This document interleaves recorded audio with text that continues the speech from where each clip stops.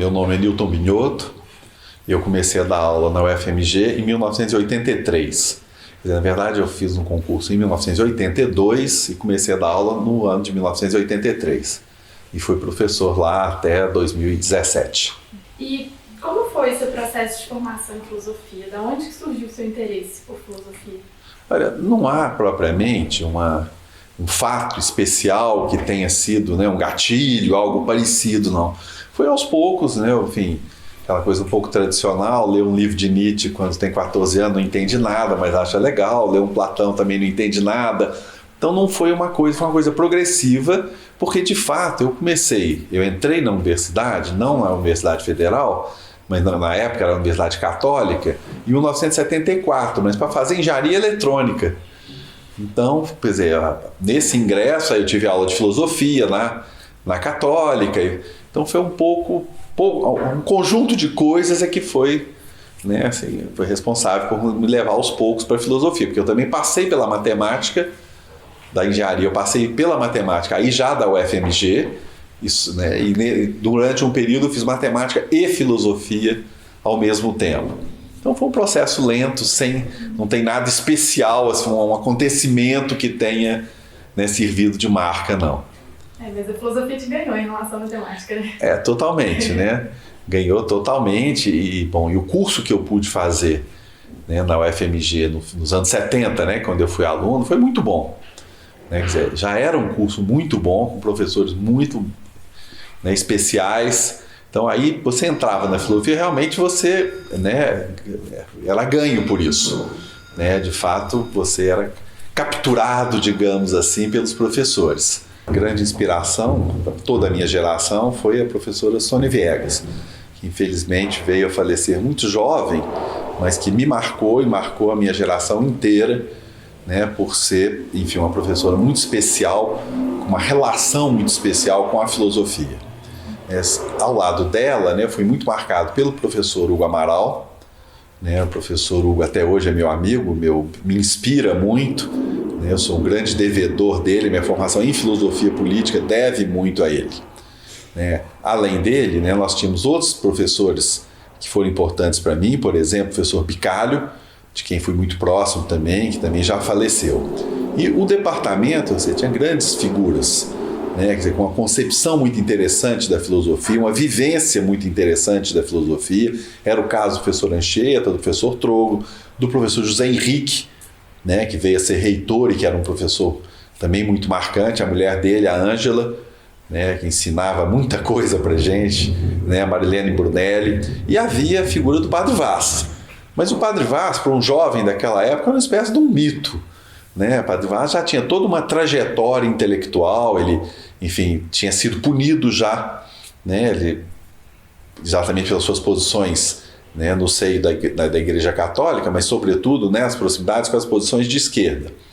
Né? Então ele era um pouco um mito e também era um homem de uma grande erudição, mas aí nós não tínhamos, ou pelo menos eu não tinha, muita proximidade pessoal com ele naquele período. Admirava muito, continuo admirando muito, e depois, mais tarde, fiquei um pouco mais próximo dele, embora nunca tenha sido provavelmente um amigo. Mas era uma referência brasileira, né? Uma referência muito grande para todos nós.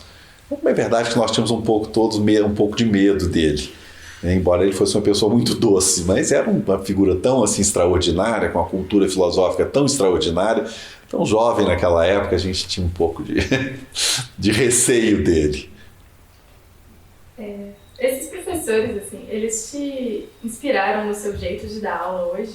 Nesse modo como você dá aula, ele é muito peculiar, assim, como ex-aluno, né? Eu acho que sim. Né? Eu acho que sim, assim, um pouquinho de cada você, né, acaba aprendendo. Né? Por exemplo, eu fui aluno de um professor que na época era jovem, né, pouco mais velho que eu, Ricardo Fenati, que é um professor muito especial, com uma didática muito aprofundada. Então eu acho que os professores também dessa época, eles tinham uma preocupação muito grande com a sala de aula. Tinha uma preocupação muito grande com a didática, com o contato com os alunos. Então, eu acho que sim, eu procurei, né, apreender um pouco dessa maneira de dar aula e aprender com eles também, né, uma certa maneira. Agora, é claro que cada um tem um pouco seu estilo, vai aí com a personalidade de cada um, né, mas eram grandes professores. E aí você foi fazer o doutorado na França, né? Depois. Isso, em 85 eu fui para a França fazer meu doutorado, né? Bom, é uma coisa interessante, eu fui fazer com o Claude Lefort, que todo mundo depois me falou, mas quando a gente é jovem a gente faz isso, né? Era uma temeridade, porque era o grande nome na filosofia política francesa e o grande especialista em Maquiavel. E eu fui fazer uma tese sobre Maquiavel. É lá chegando é que eu vi, entre aspas, né, o fora que eu tinha dado, porque, né, enfim, o meio acadêmico francês é muito diferente, pelo menos, do que era o meio acadêmico brasileiro, onde nós éramos muito próximos dos professores, muito, né, assim, tinha uma relação muito cordial, né, enquanto na França é tudo muito mais solene, o Lefort era um grande nome, então, né, foi um pouco coisa que a gente faz exatamente porque não sabe o que está fazendo. Mas correu tudo bem, né, eu mantive inclusive amizade com ele até a morte dele, em 2010, não teve problema algum. Mas o que eu acho que foi legal para mim foi chegar, né, em 85 na França e ver que a formação que eu tinha recebido no departamento aqui da UFMG não era em absoluto inferior ao que os meus colegas franceses tinham tido, né, os colegas franceses que estavam fazendo doutorado ou começando doutorado naquele momento. Isso foi muito legal, né, quer dizer, ter um pouco essa apreensão de quão boa tinha sido a formação que a UFMG, né, dava na época. E aí você voltou da França e isso ainda estava no começo da sua carreira, né? Sim, eu tinha dado, né, poucos anos antes, né, de aula, estava bem no começo da carreira, e também estava com pouco, né, tinha 32 anos, então realmente era um pouco um começo, né, já num outro momento, né, um momento em que o departamento já tinha se mudado, né, assim, havia mudanças na pós-graduação, né, em curso, então essas coisas todas, né, digamos assim, me colocaram num mundo diferente daquele que eu havia saído alguns anos antes. Então você pegou um pouco dessa trajetória da mudança da Fafiche? Peguei totalmente, na verdade. Quando eu volto, foi exatamente o ano em que a Fafiche havia mudado. Ela se mudou em 90, foi quando exatamente eu voltei. Eu defendi o doutorado no final, literalmente no final de dezembro de 89, e voltei para dar aula já no começo de 1990. Aí já no campus da Pampulha? Já no campus, no momento que estava sendo feita a mudança. Exatamente. Como é que você encarou essa mudança da Fafiche da Carangola lá para Pampulha? Você acha que isso afetou, de certa forma, a relação do departamento com a cidade? Isso certamente. Agora, claro que eu pessoalmente senti menos porque eu havia ficado os últimos anos todos fora. Então eu tive um impacto menor do que quem viveu a decisão, a construção do prédio, o luto. Quer dizer, eu não fiz tanto luto que eu estava fora. Então, né, e como eu fiquei sem voltar esses anos todos ao Brasil, quando eu vim, bom, era um novo emprego, digamos assim. E a Fafiche antiga não existia. Não só fisicamente, mas eu acho que tinha um clima próprio da Fafiche da Carangola, né, com a sua história, com a história da Fafiche no período da ditadura, né, enfim, uma certa liberdade de costumes. Então você realmente foram dois momentos que eu vivi. Para mim não foi traumático em absoluto por isso, porque eu havia ficado muitos anos fora. Então, isso é como duas etapas separadas. Agora, é claro que a Fafiche ali, né, no bairro, né, onde ela estava, quer dizer, muito próximo da Savassi, então tinha uma presença na vida, né, cultural da cidade muito intensa. Também porque se saía da faculdade, você estava já no meio da cidade, né, que havia sido o plano um pouco da própria UFMG antes da construção, né, do campus. Então realmente mudou, né, tornou-se um departamento mais tradicional de uma universidade num campus. A Fafiche vai se tornando menos visível, a Fafiche era muito visível durante esse período, né? Era muito conhecido o lugar, né? Aqui é a Fafiche. Quando vai para o campus, isso desaparece. Mas também tem coisas boas. Quer dizer, eu acho que essa mudança também ajudou a fazer essa transição para uma faculdade que se abria, digamos assim, para relações, por exemplo, com faculdades do mundo inteiro, diferentes daquelas que existiam antes, em que era mais provinciana, era uma universidade mais cordial e tudo, mas era uma universidade provinciana. E que eu acho que os anos 90 são uma marca nessa abertura da UFMG como um todo, né, para o mundo. Então também teve isso de bom, não foi só ruim. Né? Pelo contrário, eu acho que foi legal ter ido para o campus. Quais foram suas melhores lembranças e as piores também durante essa trajetória como professor? Você tem alguma em especial, assim, de casa? Não, veja bem, quer dizer, piores lembranças não tem nada assim que eu tenha que reclamar, não, sabe? Eu fui muito feliz naquele departamento, então realmente eu não tenho, né? Claro que ninguém gosta de reuniões de departamento, mas isso não é uma infelicidade, isso é parte da profissão, isso não tem nada demais. Agora, eu sempre gostei muito de sala de aula, sabe, Carolina? Então isso realmente, assim, as coisas mais felizes que eu tive, né, desses anos todos, foram os alunos. Eu realmente sempre gostei muito de dar aula, acho que o contato com os alunos sempre foi muito bom, né? Eu sempre fui muito entusiasmado em ir para a sala de aula. Então acho que realmente isso para mim sempre foi muito marcante, né? Mais do que qualquer outra experiência, essa experiência, né, do ensino para mim sempre foi muito importante. Como que Maquiavel Republicano foi recepcionado pela comunidade da filosofia política na época? Bom, é difícil para mim, né, dizer como foi recebido. É um pouco. Eu só acho assim, que foi legal, eu não estou falando propriamente do trabalho, mas que permitiu que eu conhecesse vários colegas de outras universidades, que eu acho que foi legal ver o interesse pela filosofia do Renascimento ser, digamos assim, aguçado no Brasil, né? Claro que eu participei com outras pessoas, né, nesse movimento, mas que são meus amigos e com quem eu trabalho até hoje. Então, isso foi um aspecto interessante, mais do que só Maquiavel, né, foi a filosofia do Renascimento, que é um pouco meu terreno de pesquisa até hoje, não o único, mas é um terreno no qual eu passei muitos anos, e eu acompanhei um pouco, digamos assim, a solidificação desse terreno de pesquisa na comunidade brasileira. Quer dizer, eu acho que o Maquiavel Republicano, que veio a ser o livro, né, fez parte desse movimento, né? Não acredito que tenha nada especial nisso, não, mas eu sou feliz de que ele tenha feito parte ao lado de outras pessoas, de outras iniciativas, e até hoje a gente trabalha junto. Quer dizer, acho que o que eu acho mais interessante é que pessoas com quem, por exemplo, o professor Sérgio Cardoso da USP, né, que eu o conheci nos anos 80, mas nós começamos a trabalhar juntos, fazer coisas juntos no começo dos anos 90 e fazemos até hoje. Daqui a 2 semanas eu vou para São Paulo com um colóquio onde ele está lá. E, ao mesmo tempo, tem toda uma jovem geração de professores, né, que estão aí na faixa dos 30 anos, que, enfim, que com o passar do tempo, né, isso eu acho muito legal. Quer dizer, você vê essa coisa atravessando o tempo, assim, o mesmo interesse, que eu acho que é o mais importante, né, pessoas se interessando. E, por exemplo, a comunidade de estudiosos de Maquiavel hoje é grande no Brasil, né, com posições diferentes, divergentes, ótimo, né? Mas eu acho que isso é o mais legal, quer dizer, esse sentimento de ter né, de você fazer parte de uma experiência em comum com outros pesquisadores, enfim, com jovens pesquisadores. Acho que essa é a parte que eu acho que, né, que foi mais interessante para mim de ter escrito o livro. Mas a escrita do livro, a sua tese, ela teve um impacto diferente, você acha, assim, na leitura tradicional que você tinha de Maquiavel? Acho que seria meio pretensioso falar isso, eu não acredito nisso, não. Eu acho assim que no Brasil você tinha uma recepção de Maquiavel anterior que era mais feita na filosofia política, né, por pessoas como, por exemplo, o professor Hugo Amaral. O professor Hugo Amaral era um grande conhecedor de Maquiavel, então eu não apresentei nem no departamento em absoluto, né? Eu cheguei inclusive a dar um curso junto com a Sônia Viegas, com o Ricardo Fenati, né, sobre Renascimento.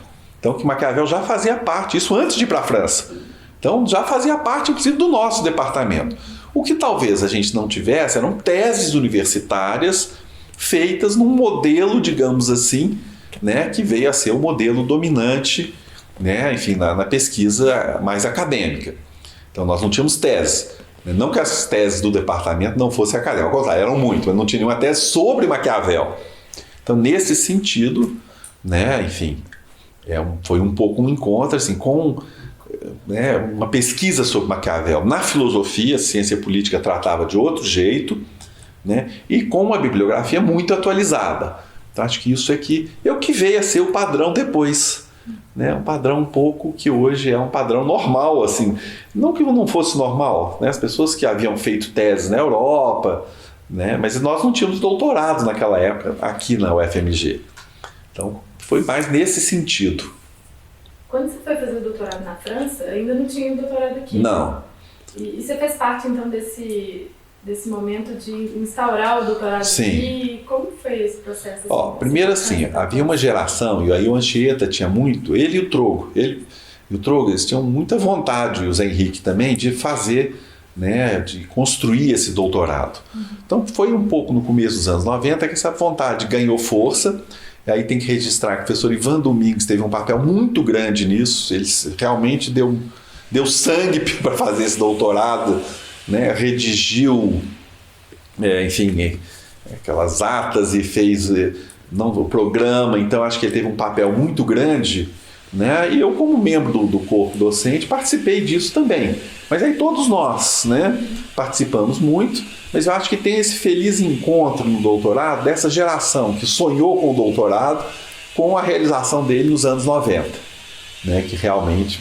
E aí ela deve muito ao professor Ivan Domingues, que ele realmente, né, se empenhou enormemente, né, para construir, digamos, essa estrutura do doutorado. Você sempre falou muito sobre a sala de aula, o quanto que é gratificante para você dar aula, né?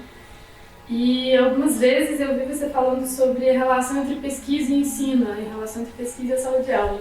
Como que você encara isso, Newton?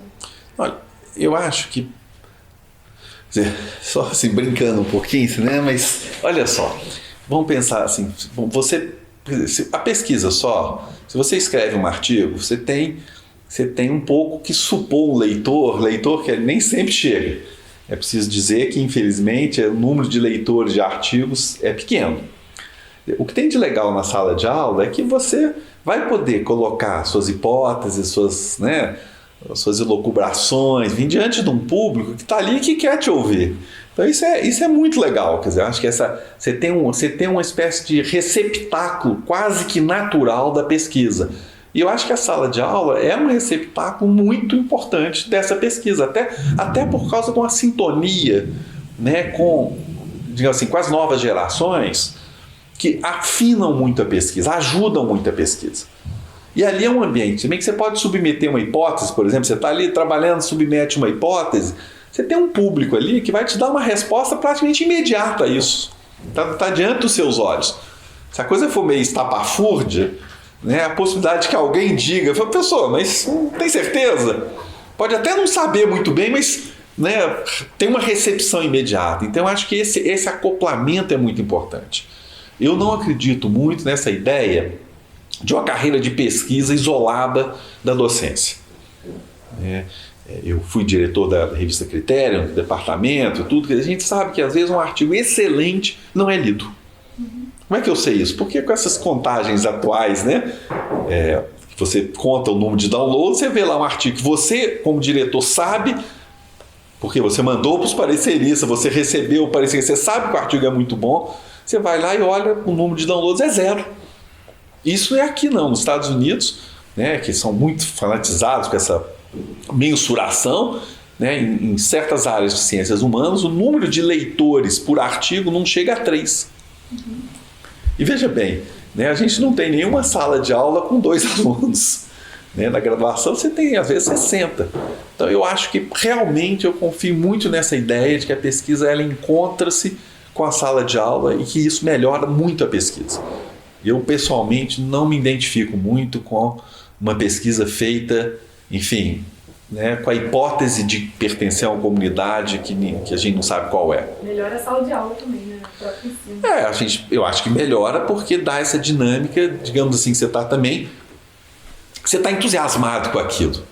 Né? Quer dizer, você também, a pesquisa tendo essa conexão com a docência, também você entra na sala de aula querendo botar à prova as suas coisas, né? Às vezes, né, o aluno nem sempre necessariamente está tão entusiasmado quanto você por aquele tema, mas você submete, digamos, o seu entusiasmo ao outro. Eu acho que essa alteridade que a sala de aula permite quase que automaticamente ao professor, eu acho isso muito precioso. Os seus principais temas de pesquisa, a gente encontra a noção de liberdade, de republicanismo, de fundação. Por que você chegou nesses temas, Newton? Como foi essa parte da sua trajetória? Assim? Bom, na verdade, quando eu lá atrás, né, nos anos 80, pensei em um tema para o doutorado, eu pensei em duas coisas. Uma que eu vinha executar, que era Maquiavel, e outra era uma pesquisa sobre os regimes totalitários. Os dois se casavam bem, porque o Lefort era um especialista dos dois temas. Mas tendo feito doutorado sobre Maquiavel e tendo feito essa leitura do Maquiavel mais perto da tradição republicana, esses conceitos se tornaram um pouco esteios da minha carreira. E a partir desses esteios é que eu fui aí abrindo para outros pensadores, para outras épocas, né? Mas nunca perdi nem esse interesse pela filosofia política do Renascimento, nem, né, pelo tema do republicanismo.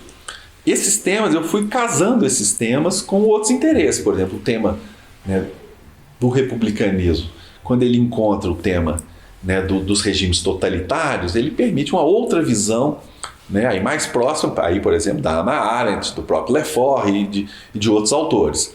Então foi um casamento de temas que surgiram ainda no doutorado e que foram ao longo do tempo me apoiando, né, nos meus interesses, né, ao longo da carreira. Nessa trajetória como filósofo político, como professor de filosofia política, você entendeu o republicanismo como o melhor dos sistemas políticos, assim, dependendo do contexto? Eu não diria assim, porque a minha adesão não é tanto, digamos assim, uma adesão que pudesse ser uma adesão a um modelo. Eu não tenho uma leitura normativa do republicanismo. O que me interessa no republicanismo são os temas. E, sobretudo, com relação ao tema da democracia, eu acho que é um outro jeito de formular o problema da democracia. E eu acho que também é um outro jeito de formular, digamos assim, o oposto do regime totalitário. Por quê? Porque desde sempre o republicanismo forneceu, né, o outro lado da tirania. É assim que aparecia no Renascimento. É assim que eu acho que dá para formular no mundo contemporâneo. Porque as teorias democráticas liberais, né, qual que é o problema delas? Num certo sentido, elas me deixam desarmado com o surgimento dos regimes totalitários. Não é à toa que, se a gente pegar, por exemplo, um autor, né, que eu dei curso sobre ele, que é o John Rawls, que tem uma importância enorme, né, na filosofia política contemporânea. Ele não tem uma linha sobre totalitarismo. Por quê? Porque ele é a favor do totalitarismo? É evidente que não, isso seria ridículo, é um grande liberal. Mas é porque a maneira dele tratar o problema da democracia não abre conceitualmente para tratar o problema do regime totalitário. Eu acho que o republicanismo abre. Não é à toa que tanto a Arendt, por exemplo, ou o Lefort, tem teorias sobre a democracia e sobre os regimes totalitários. Então é isso que me interessa. Menos uma concepção normativa e mais de fornecer um conjunto de conceitos que me favorecem, né, olhar o mundo contemporâneo com olhos diferentes das tradições do marxismo, por exemplo. Eu nunca fui marxista, dos liberais, então acho que o republicanismo é um assento teórico, não é uma adesão do tipo o melhor regime, não é isso que me interessa. Me interessa realmente essa maleta conceitual, né, para ir para a luta, para tentar entender a realidade. Eu estava lendo, né, essa de ler suas coisas todas. Encontrei uma entrevista que você deu em 2009 para a Folha, que você dá junto com o Vanderlei, né? Então, assim, ali vocês estavam discutindo sobre republicanismo, sobre questão política do país, ainda naquela época onde dizer-se de direita, por exemplo, era uma questão, né? A galera não falava o próprio nome.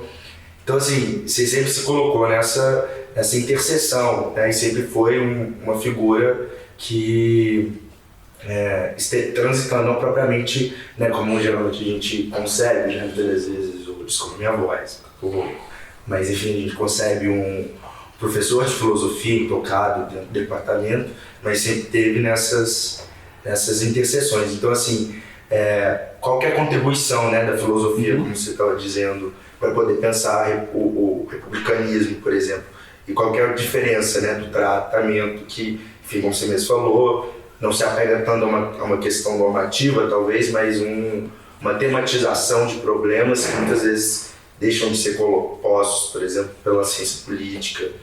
Eu acho que você tocou nos dois pontos. De um lado, uma abordagem da filosofia política em comércio com outras disciplinas, né? A história, que eu visito o tempo todo, a ciência política, a sociologia. Então, acho que a filosofia política que eu pretendo fazer, ela sempre está aberta, né, nesse sentido, para as outras disciplinas, para aprender com as outras disciplinas. Mas qual que é a especificidade? Né? É uma distinção que o Lefort usa, mas o Léo Strauss também usa, vários pensadores usam, entre o tema da política e o tema do político. Quer dizer, a política se referindo às práticas cotidianas, parlamentares, enfim, a vida política como tal, e o político se referindo aos fundamentos da experiência política. Então eu acho que, quer dizer, a filosofia pode e deve contribuir para pensar os fundamentos. Mas essa pergunta, ela, feita isoladamente, ela corre o risco de se transformar numa má metafísica do político. Daí que essa abertura à prática da política e a das outras disciplinas faz com que essa pergunta reverbere no real. Então eu sempre procurei manter esse lugar da investigação sobre o político, mas que comercia necessariamente com a investigação sobre a política. E daí vem um pouco, né, a minha formação em Maquiavel, que é uma certa opção mesmo por uma forma que a gente poderia nomear realista de abordagem. Quer dizer, abordar a política, né, pelo que ela é e não pelo que ela deveria ser. E tem uma coisa que me marcou muito no Lefort, quer dizer, ele diz, bom, o que é o objeto aqui da política? Ele, como herdeiro do Merleau-Ponty, ele dizia algo que é o seguinte, olha, é o que aparece. Isso pode parecer pouca coisa, mas isso é, por exemplo, uma grande vacina pessoal contra teorias da conspiração. E quanto metafísicas também, digamos assim, eu estou chamando de metafísica, essa tendência a achar um operador último. Sempre tem alguém escondido, sempre tem alguém maior que está dando as cartas. Entendeu? O Lefort diz, olha, não, o que eu chamo pode até ter, mas esse é inacessível, porque isso, no fundo, nós estamos colocando esse operador no lugar que nos modelos teológico-políticos é o lugar de Deus, o operador final. O que eu aprendi com Maquiavel e com Lefort é ser o objeto da política, isso que é o que está dado, é o que acontece, o que Maquiavel chamava a verdade efetiva das coisas, e não nem o que deveria ser. Daí essa recusa da minha parte de modelos normativos que querem obrigar o real a seguir, se não está errado. Bom, pode até estar errado, mas o real ele é anterior à norma. Tá? Então eu acho que nesse sentido, e aí o republicanismo me ajuda porque ele é ao longo das várias matrizes, ele é uma pergunta pelo fundamento, mas que também se dirige à história, que é isso que sempre me orientou. Sempre me fascinou, porque isso me permitiu aprender muito, com cientistas políticos, com historiadores, com sociólogos, com antropólogos. E como foi assim, o seu convívio, por exemplo, com as linhas políticas dentro do departamento, pensando propriamente, talvez, a Esther Vaz, o Chazin, que, enfim, pertencem a outro tipo de concepção do político, e dando também muita ênfase, por exemplo, a questão da política, no Marx, por exemplo, como contraposição a essa ideia do realismo político que não se dá no fechamento final, assim, de uma sociedade estabelecida. Como você fez esse diálogo era travado? Veja bem, com o professor Chazin eu não cheguei a trabalhar, então ele se foi muito jovem. Agora com a Esther eu sempre tive o melhor relacionamento, tanto pessoal, gosto muito dela, quanto teórico, assim, sempre se deu muito bem, até porque a gente, nesse aspecto, quer dizer, a Esther que vem da tradição marxista, o marxismo também é uma tradição do realismo, então nesse sentido houve ao longo da nossa trajetória mais concordâncias quanto a objetos, quanto a, no seio de uma diferença inaugural, conceitual, mas não, digamos, num atrito em absoluto algum. E eu aprendi muito com a Esther também, Eu acho que sempre teve muito esse aspecto, justamente por vir de uma tradição que eu não conheço tão bem, eu não conheço, longe de conhecer como a Esther, por exemplo, então sempre foi um convívio muito bom. né? Anteriormente havia o professor Walter, por exemplo, que aí era um altusseriano, né? Que formado, enfim, no marxismo que se renovou na França nos anos 60, 70, né? Eu fui monitor do Walter. Então também foi sempre um convívio muito tranquilo. Assim, o departamento nunca... Isso é uma história legal do departamento. Quer dizer, isso nunca contaminou as relações, nem pessoais e nem intelectuais. As diferenças, principalmente na filosofia política, sempre ajudaram, digamos assim, muito mais do que criaram problemas. Né? Então, por exemplo, justamente por eu não ser um bom conhecedor do marxismo, sempre me ajudou muito o convívio com alguém que conhece profundamente, como foi Esther. Né? Então, assim, até para pegar um telefone, o que eu tenho que ler? Sabe?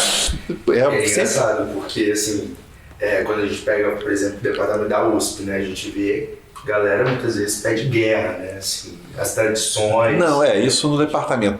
No que tange a filosofia política, nunca houve isso.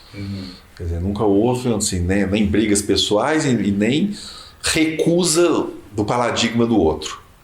Né? E as pontes, Newton, entre o departamento de filosofia, pelo estudo da filosofia política, e os outros departamentos, como o pessoal da história, da ciência política, da sociologia? Essas pontes, né, elas foram, em geral, mais pessoais do que institucionais. Você convida um colega, ele te convida, enfim, sempre funcionou muito desse jeito. Eu trabalho até hoje muito, por exemplo, com o professor Eloise Starling.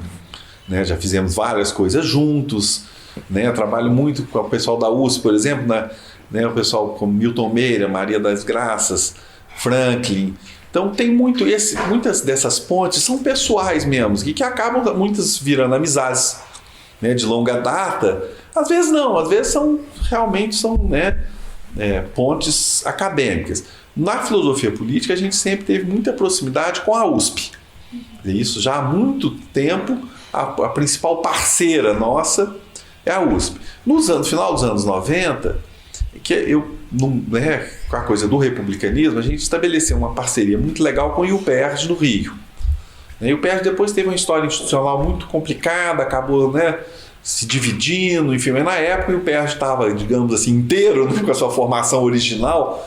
Então, por exemplo, a gente, né, um período que a gente publicou alguns livros juntos, um grupo de pesquisadores que, meio de brincadeira, outros chamavam de repúblicos, mas eram historiadores, cientistas políticos, em particular da USP, e o IUPERJ e o FMG.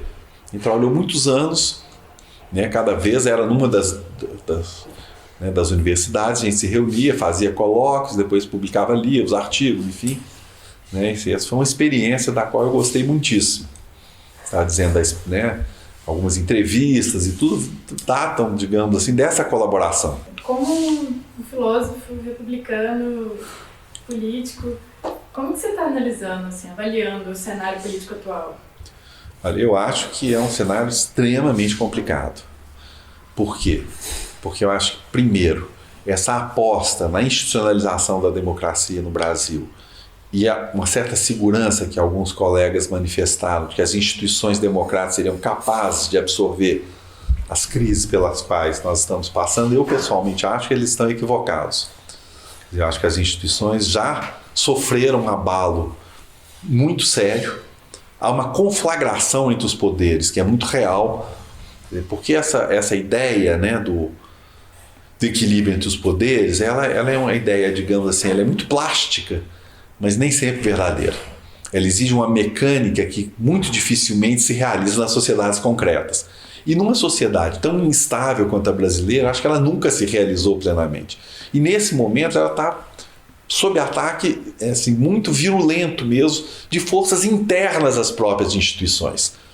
Então eu acho que realmente o momento é muito grave, que não se trata de um ataque externo à democracia, é algo interno à democracia brasileira que não dá conta de lidar com os conflitos reais.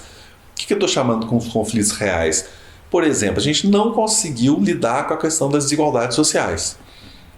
Quando elas foram minimamente, eu insisto na palavra minimamente, porque o que foi feito, não houve desapropriação de terras, não houve desapropriação de coisa alguma, foram tratamentos paliativos às desigualdades, provocaram, digamos assim, né, respostas muito virulentas de partes importantes da sociedade.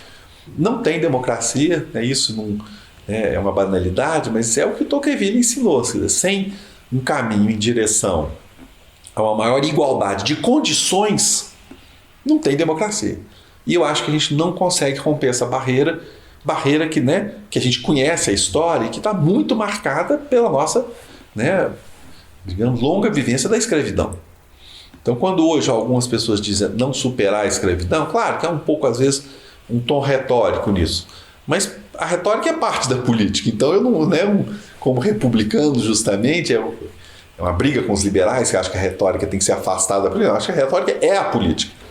Então, ainda que haja, por vezes, um ou outro exagero retórico, mas é um exagero retórico em cima de um fato. Quer dizer, que a desigualdade, que a escravidão marcou a formação social brasileira, não foi vencida. E com isso você não tem como caminhar em direção à democracia com essa fratura no corpo social.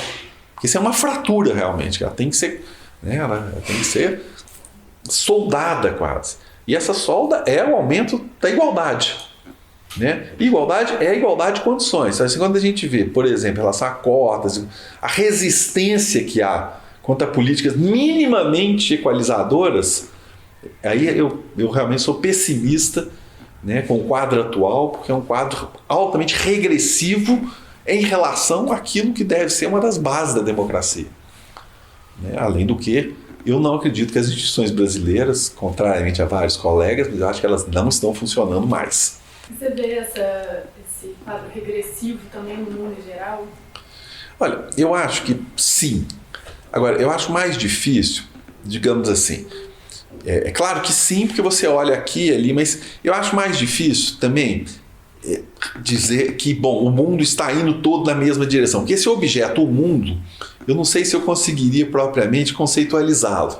Muita coisa, né? Eu digo assim, são experiências, digamos, com bases muito diferentes. Se você pegar a Hungria hoje, certamente não é a questão como a nossa, de uma fratura social vinda da escravidão, que marca, digamos assim, os problemas políticos da Hungria. Então, eu sou um pouco prudente em relação assim, de querer ter uma teoria muito globalizante que dá conta de tudo, porque há o risco de ter uma metafísica escondida nisso. Ou seja, um tratamento do todo. Agora, é claro, no mundo globalizado, há uma troca de ideias, de experiências e de más ideias, nesse caso, que é muito maior do que em outras épocas. Então, é claro que há uma influência, né, digamos assim, produto aí da globalização da economia e coisas do gênero. Mas eu acho que cada experiência, para ser compreendida, muitas vezes a gente tem que fazer um duplo movimento. Essa abertura, sim, em relação ao mundo, para compreender, né, o que nós bebemos dessa fonte, mas também reconhecer a nossa peculiaridade. Porque se nós não reconhecermos, digamos assim, os aspectos, né, próprios da nossa trajetória, nós vamos sempre ficar com o discurso da falta. Não vamos compreender que a nossa experiência não é a da Polônia, não é a dos Estados Unidos. Bom, a proximidade entre Trump e o Bolsonaro, sim. Mas atenção, a economia americana está funcionando super bem desde o Obama. E a nossa está funcionando super mal. Estou falando assim, um dado bruto, né, que não tem um significado total, um dado bruto. Então, veja, a experiência americana, né, até com a forma como eles adotam o liberalismo, a forma das comunidades religiosas, é tanta coisa diferente que dizer que Trump e Bolsonaro são faces da mesma moeda, não, eu acho que eles partilham coisas. Isso nos ajuda a entender melhor. Mas a experiência própria dos Estados Unidos, né, não é a experiência brasileira.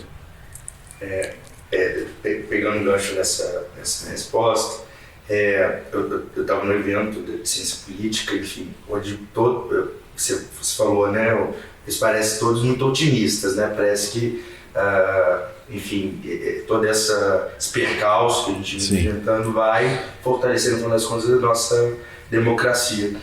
Mas a respeito, por exemplo, né, voltando lá para a entrevista que você deu em 2009, sobre a questão de dizer-se de direita no Brasil. Naquele momento, até para cá, a gente viu que se consolidou uma alteridade política forte de direita, enfim, que fez a vida pública no Brasil, o debate político no Brasil, ir para outro caminho, né? Enfim, que culminou em junho de 2013. Como você vê isso, né? Porque ao mesmo tempo que a gente vê a democracia constrangida, enfim, de todos esses fatos, a gente também viu nesses últimos anos um fortalecimento do debate público, ainda que a gente possa entrar no mérito da qualidade com que ele é feito, né, nas mídias, na internet. Como você vê essa contradição? Porque a gente vê justamente as posições dadas, muitas vezes inflamadas, mas um debate acontecendo. Eu acho que o Brasil pensou muito sobre ele mesmo nesses últimos anos, isso é um fato, né? Agora, também eu acho que há algo, digamos assim, que a gente tem que fugir um pouco, que é uma certa mística da rede social, que as redes sociais estariam ocupando o lugar, né, do que foi da arena pública em outros momentos. Eu acho que as redes sociais estão ocupando o lugar que foi da opinião em outros momentos, não necessariamente da cena pública. Então é preciso tomar um certo cuidado, distinguir o que é uma arena pública, né, de debate, do que é o cacarejar das opiniões públicas. Elas são públicas que são tornadas públicas, elas não constituem um espaço político. Então eu acho que esse também uma... Eu cheguei a escrever isso, estou lembrando que eu revi o texto que vai agora, de manhã, né, que veja bem, vão tomar a famosa Primavera Árabe. Eu conheço pouco do Oriente Médio, não é minha especialidade, mas afim, de novo, né, na fenomenologia lefortiana, o que aparece? É que você tem realmente movimentos políticos importantes, por exemplo, no Egito, não é verdade? Enfim, que criaram muito entusiasmo em torno, né, dos acontecimentos da Praça Tahrir, né, romperam certos invólucros internos, permitindo, por exemplo, que atores como os irmãos muçulmanos, né, participassem da cena pública. Como que nós estamos hoje no Egito? Então, ainda que nós não tenhamos a média duração, mas até mesmo a curta duração, o Egito está com o mesmo grupo do poder. Esse grupo destroçou a Irmandade Muçulmana, destroçou a juventude que havia ido para a Praça Tahrir e reocupou o poder totalmente.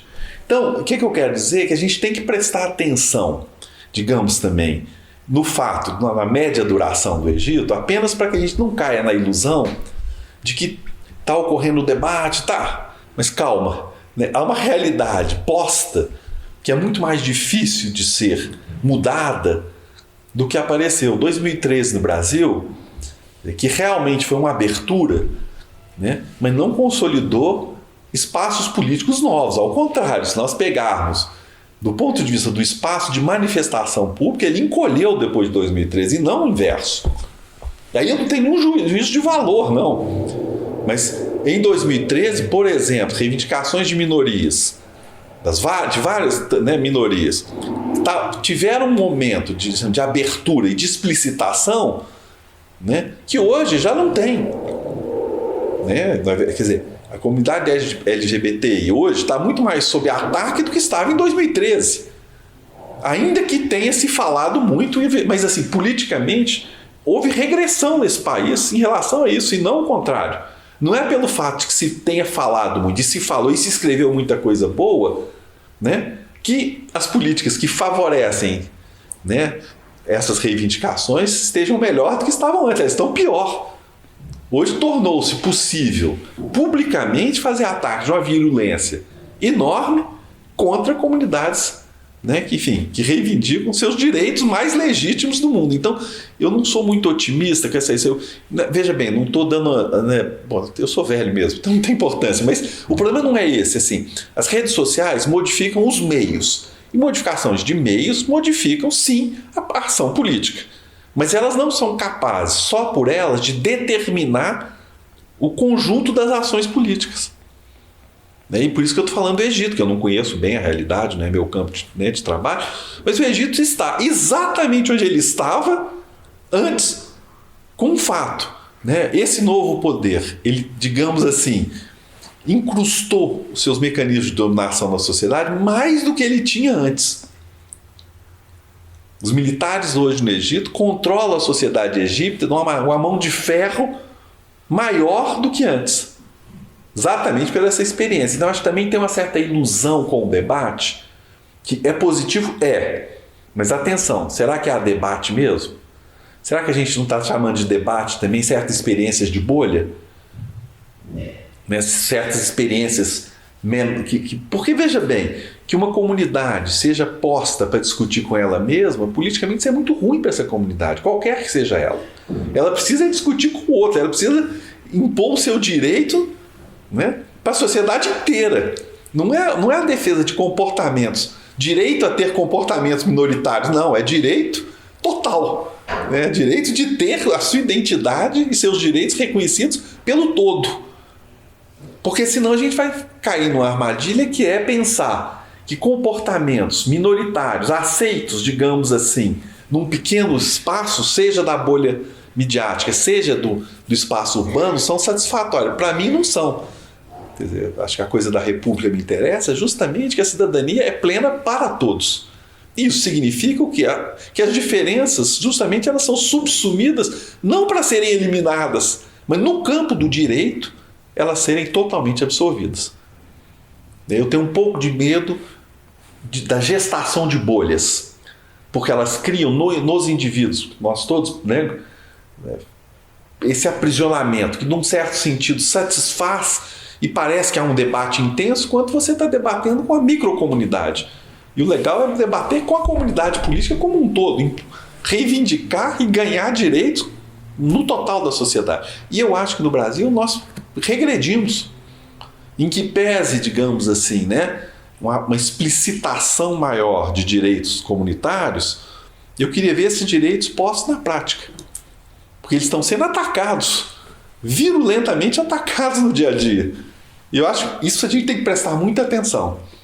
Você falou no direito, a necessidade de ter os direitos totais das pessoas, da sociedade como um todo, né? E você vê que o filósofo, ele tem, o intelectual, ele tem um papel importante nesse aspecto, nessa construção de sociedade?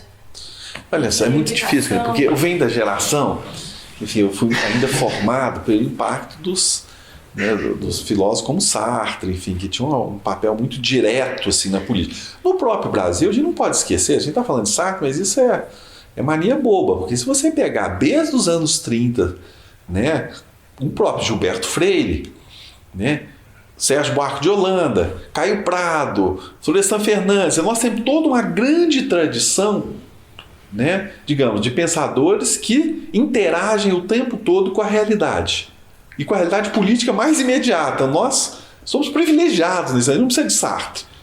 A gente pode falar de Florestan Fernandes, né, que fez não só uma carreira de sociólogo brilhante, mas que tem uma obra que intervém direto na realidade. Esse modelo ele é muito mais difícil hoje de se implantar, né? Até pela forma de comunicação, a sociedade de massas, nós hoje somos efetivamente uma sociedade de massas, então há também digamos, um sonho do passado, né? De voltar a ter uma importância que eu acho difícil na situação atual, né? E aí talvez uma distinção entre, claro, a pessoa, o cidadão que participa da cena pública, eu acho que é isso sem dúvida alguma. Agora, a filosofia ela participa de um cenário de saber, e aí ela pode intervir. Mas essa crença no indivíduo, digamos assim, nesse filósofo público, né, que foi uma figura importante no passado brasileiro e internacional, aí eu já acho mais difícil. Eu acho que tem uma missão aí também do saber que já é muito grande, né? Quer dizer, se você manter, digamos, esse espaço do saber como um espaço livre da pesquisa, já é muita coisa. Eu acho que é uma atitude mais egocêntrica, né? De imaginar que indivíduos alteram a realidade sozinhos. Eu não acredito nisso. Eu acho que um filósofo pode ter um papel atuante na sociedade justamente quando ele faz filosofia de forma livre, mas não tanto como, né, uma liderança ou coisa que o vale. Voltando um pouco, Newton, a falar sobre o departamento de filosofia, seus alunos e tal, quem foram seus seguidores, seus alunos que vieram a ter uma formação política com você depois e que hoje até mesmo trabalham com você, né? Como que foi isso? Essa geração seguinte. Seguidor, eu acho que é uma palavra um pouco forte, né? Eu diria mais ex-alunos que se transformaram em colegas, né?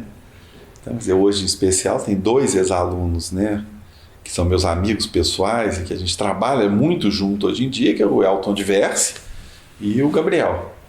Né? Gabriel Panceira, fizeram tese comigo, ambos fizeram tese sobre Maquiavel, e depois nós, enfim, viemos a fazer muito, fizemos livros, ainda estamos trabalhando junto. Então, são duas pessoas que no departamento, né, digamos assim, se incluíram na antiga linha de filosofia política, né? Mas é claro, cada um deles tem a sua trajetória pessoal, né, tem a sua maneira de fazer as coisas, então são muito mais amigos e pessoas com quem eu colaboro do que eu não vejo muito como seguidor. Eu acho que é uma palavra um pouco pesada, sabe? Pode sugerir coisas que não existe, de fato. O que existe é pessoas que fizeram tese com você e que vieram a trabalhar no mesmo espaço que você. A pergunta era mais orientandos que te marcaram, teses que foram importantes, assim, que você considerou... Eu sempre gostei muito de orientar, tanto é que eu continuo orientando. Né? E aí pode parecer retórica, mas é muito difícil você falar disso, porque a experiência de orientação é uma experiência muito pessoal, principalmente na filosofia. Eu acho que nas ciências exatas é outra coisa. Você vai para dentro do laboratório, você faz um pedaço da pesquisa lá do professor e pronto. Né? Na filosofia é sempre, né, enfim, é sempre muito pessoal. Então, nesse sentido, toda orientação marca muito, eu acho que marca quem é o orientando, mas marca muito o orientador também. Que são histórias muito fortes, às vezes, né? Muitas vezes você entra na esfera mais pessoal, inclusive, dos problemas, das dificuldades, enfim. Então, você não consigo distinguir muito isso, porque realmente cada experiência é a experiência com o outro, né? É uma alteridade diante de você que te coloca à prova também. Né? A experiência da orientação coloca o professor muito à prova. Não só o que é mais óbvio, que eu acho que há algo, isso eu não sei, eu tenho que estudar muito às vezes para orientar, mas eu diria que essa é a parte mais fácil. Né? A outra parte é respeitar a individualidade, respeitar as diferenças, inclusive a diferença filosófica, de concepções diferentes de filosofia que estão ali aparecendo, né? Estão se mostrando no mundo. Então, essa é a parte bem legal. Eu acho que toda orientação, nesse sentido, ela marca o orientador. Eu acho que assim, a USP foi um departamento muito marcado pela presença mesmo de professores franceses no seu seio. E aí você tem, né, o Marcel Guerroux ou o Goldschmidt, que vão marcar uma forma de fazer filosofia muito ancorada na leitura interna dos textos. Até hoje isso é forte, né, assim, uma hermenêutica dos textos sendo feita a partir dessa concepção metodológica de autores como esses dois que eu citei. No meu caso, é preciso lembrar que eu fui para a École de Hautes Études d'Anciences Sociales, que é uma escola onde você faz filosofia política, você faz história, quer dizer, você faz sociologia, você faz antropologia, você faz história da literatura. Então eu já fui para um ambiente, né, de formação diferente, por exemplo, de um ambiente de formação em Paris I, né, que é um ambiente exclusivamente filosófico. Então eu fui muito mais marcado por essa pluralidade de disciplinas em torno dos quais eu gravitei. Eu fui aluno do Legoff, né, enfim, eu fui aluno de vários desses grandes historiadores franceses. Né? Então, foi uma formação já muito mais na filosofia política do que essa formação uspiana na leitura de texto. E o Lefort, ele era muito mais um filósofo político, né, nesse sentido, do que um filósofo francês tradicional. Quer dizer, não é um leitor de textos, embora fosse um grande leitor de texto, mas o problema dele não era só ler os textos, era colocar o texto no mundo. Eu fui muito mais marcado por isso do que propriamente pela leitura internalista de textos, como foi o caso de muitos dos meus colegas da USP, que deu para o Brasil uma bela escola de filosofia, diga-se de passagem. Mas pessoalmente a escola me marcou muito mais por esse conjunto de professores, né? Ainda peguei essa última geração, né, dos grandes, Jacques Julliard, Legoff, foram todos meus professores, Marc Ferraud. Então esses caras, né, Jacques Derrida, que eram, né, muito mais próximos da nova história francesa do que propriamente, né, da escola guerroutiana, da escola do Goldschmidt. Acho que tem mais alguma coisa?